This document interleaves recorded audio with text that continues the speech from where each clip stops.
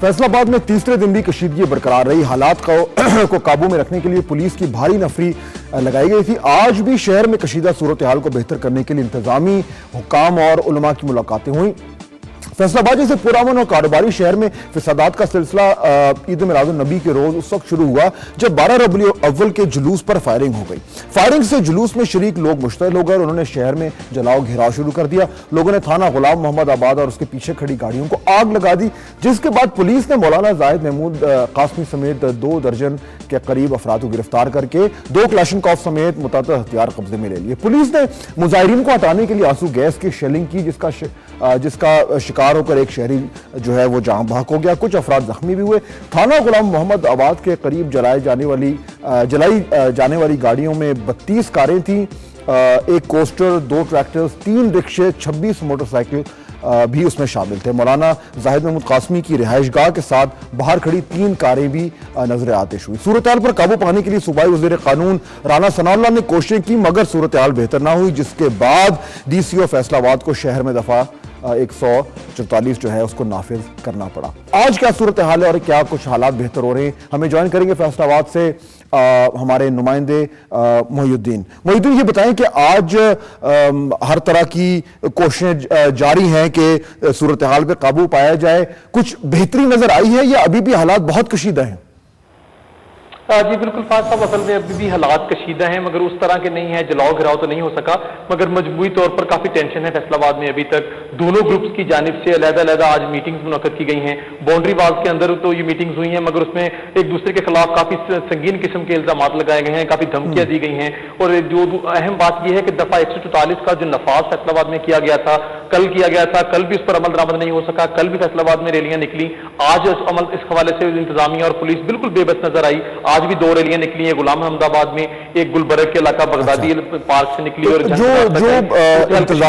इंतजामिया के जो लोग हैं, जो हुकूमत पंजाब के वहां पे आला ओहदेदार आए हुए हैं, वो जो कोशिश कर रहे हैं कि कोई मुफाहमत हो, अंडरस्टैंडिंग हो, कुछ कामयाबी हो रही है या अभी भी बहुत हद तक जो आपस में जो मसाइल थे वो उसी तरह बरकरार हैं? अभी भी दूरियां काफी बड़ी ज्यादा हैं। जो दोनों ग्रुप्स को मुफाहमत के मेज पर लाने की कोशिश की गई थी, वजीर पंजाब की हिदायत पर वजीर कानून यहाँ आए थे, IG पंजाब आए थे, होम सेक्रेटरी आए थे, अमली तौर पर वो नाकाम साबित हुई हैं। और आज तक भी यही हालात हैं कि सूरत हाल काफी कशीदा है और दोनों ग्रुप्स में काफी दूरियां हैं और एक दूसरे के खिलाफ वो अब भी एहतजाज का रास्ता अपनाने की धमकियां दे रहे हैं। बहुत शुक्रिया मोहिउद्दीन, हमें ज्वाइन कर रहे थे फैसलाबाद से, बता रहे थे कि वहां पे इस वक्त सूरत हाल जो है अब भी कशीदा है। आगे बढ़ते हैं, एक और बड़ी इंपॉर्टेंट स्टोरी। क्वेटा में VIP मूवमेंट में फंसने की वजह से खातून ने रिक्शे में बच्चे को जन्म दिया। इस वाकये ने सारे पाकिस्तान को हिलाकर रख दिया और एक बार फिर VIPs की वजह से अवाम की अजियत को एक नुक्ता बहस बना दिया।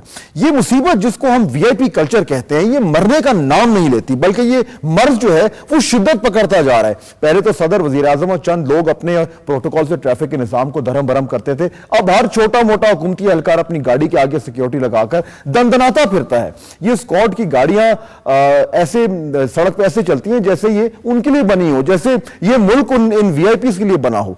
आज BBC उर्दू पर एक मजमून में बिल्कुल सही लिखा है कि पहले आम आदमी हाथियों तरह रोंदे जाते थे और अब बुलेट प्रूफ गाड़ियों के नीचे। ये हट्टे कट्टे पले पलाए VIPs जो हमारे पैसों पर पलते हैं, हम आवाम को कीड़े मकोड़े समझते हैं। इख्तिदार के नशे में धुत ये लोग भूल जाते हैं कि ये मुल्क उनकी वजह से नहीं, उनके बावजूद चल रहा है।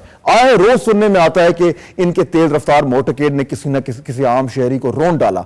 है कोई पूछने वाला इन पले पलाए VIPs को, के पूछने वाला कि इनके जो ये गुर्राते हुए सिक्योरिटी वालों को जो सड़क पर चलती हर गाड़ी पर बंदूक तानते हैं और इन गाड़ियों के ड्राइवरों पर गाड़ियों के मोती निछावर करते हैं? और है कोई पूछने वाला कि पाकिस्तान के कवानीन के मुताबिक किन लोगों को इस तरह के प्रोटोकॉल और सिक्योरिटी की इजाजत है? अगर आप हुकूमत पाकिस्तान की ब्लू बुक देखें जिसमें प्रोटोकॉल के रूल्स दर्ज हैं, तो आपको अंदाजा होगा कि इन रूल्स की धज्जियां उड़ाई जा रही हैं और हर छोटे मोटे वजीर, मुशीर और शाही को सिक्योरिटी के नाम पर ट्रैफिक का सत्यानाश करने की इजाजत दी गई है।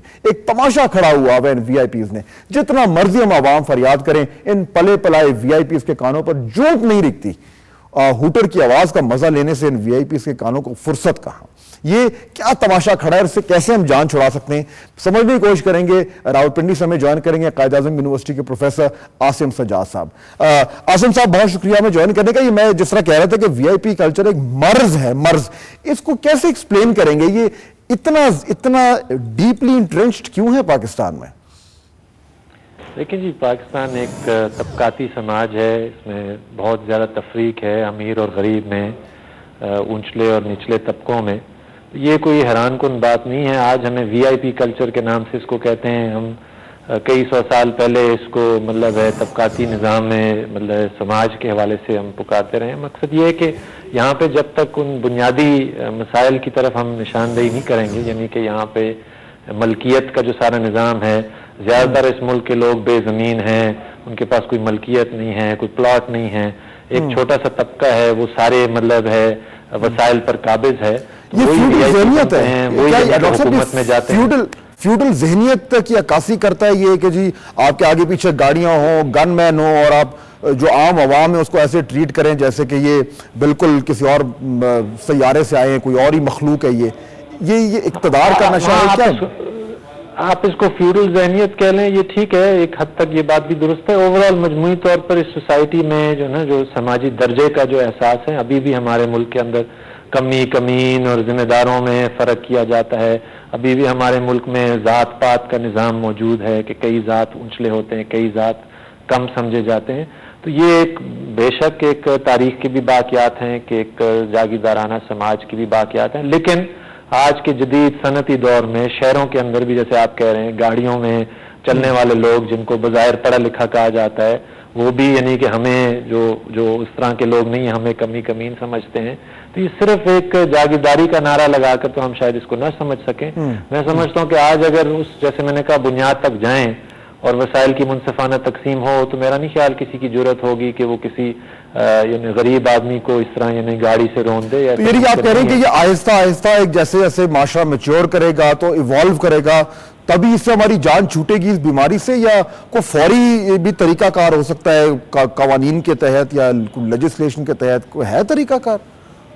नहीं, इवॉल्व करने का तो मैं खैर नहीं कह रहा, क्योंकि इस मुल्क में या इस समाज की एवोल्यूशन बहुत अरसे से हो रही है, लेकिन फिर भी हमें ये तफरीक और फ़र्क और ऊंचले और निचले तबकों में फ़र्क नज़र आता है। यहाँ पे ज़ाहिरी बात इक़दामात करने की ज़रूरत है। अब जो अलमिया ये है कि इक़दामात करने वाले हैं, जो कानून बनाने वाले हैं या जो मुल्क की सलामती के नाम पर हमारे हुकूमत करने वाले हैं, वही इन सारे यानी कि जराइम करते हैं अवाम के खिलाफ, तो उनसे तो शायद तवक्को न रखी जाए।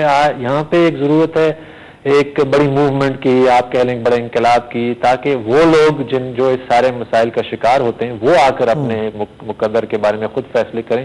सियासी अमल ही एक जरिया है, ये मैं नहीं कह रहा कि उससे हटकर सियासी अमल ही जरिया है, लेकिन सियासी अमल आज का जो हमारा है उसमें भी अभी बहुत सारी मतलब खामियां हैं, बहुत सारी।